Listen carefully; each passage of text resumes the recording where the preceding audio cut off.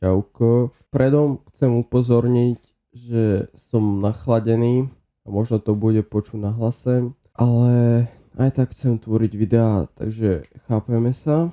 Dnes sa porozprávame o dvoch veciach, ktoré znejú ako sen, a to sú pasívny príjem a investovanie. Možno si teraz hovoríš, že je to len pre bohatých, alebo že na to potrebuješ veľa peňazí.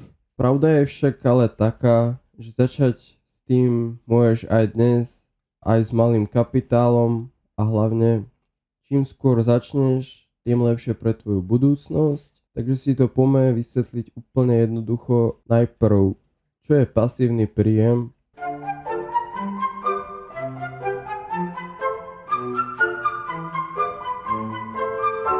Pasívny príjem je príjem, ktorý ti prichádza aj vtedy, keď práve nepracuješ. Inými slovami, najprv do niečoho vložíš čas alebo peniaze a potom ti to zarába stále dookola. Tu sú konkrétne príklady. Napríklad kúpiš si akcie a pravidelne dostávaš dividendy, čiže podiel zo zisku firmy.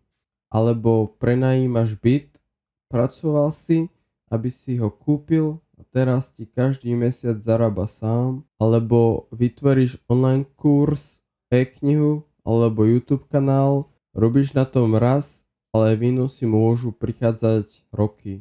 Ďalšia téma bude investovanie.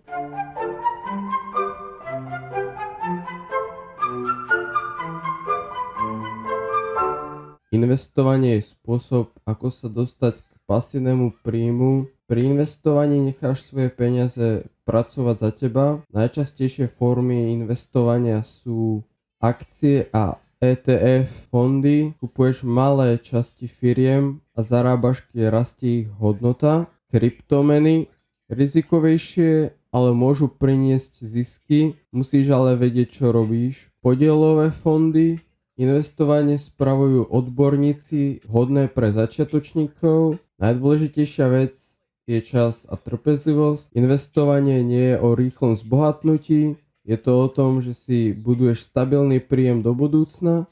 A áno, dá sa začať aj s malými sumami, kľudne 10 alebo 20 eur mesačne. Dôležité je, že si vytvoríš návyk, nie výšku sumy.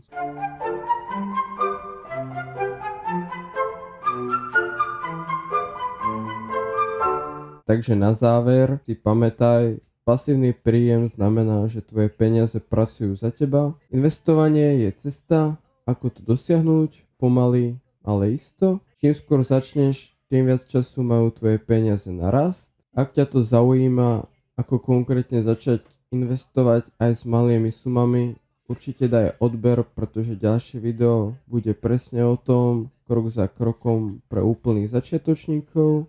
Vďaka tomu, že si tu bol, a pamätaj, nepracuj len pre peniaze, nechaj peniaze, aby pracovali aj pre teba. Čauko.